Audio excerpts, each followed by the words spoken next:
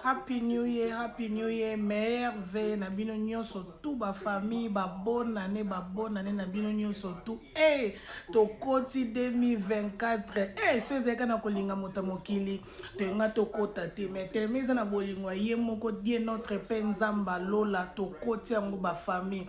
Bo célébrer, to tombola kombo nzamba no su makasi.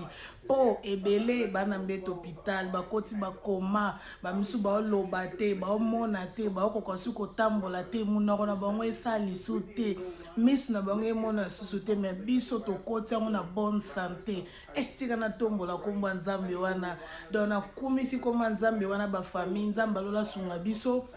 Nane oasika to koti ezala banene moko ya marambe bele place to suki na 2023 na 2024 to kena ngo likolo malgré ça to koti mbula sika mais mama ezana nga mamba kala mama mbula sika mote ezana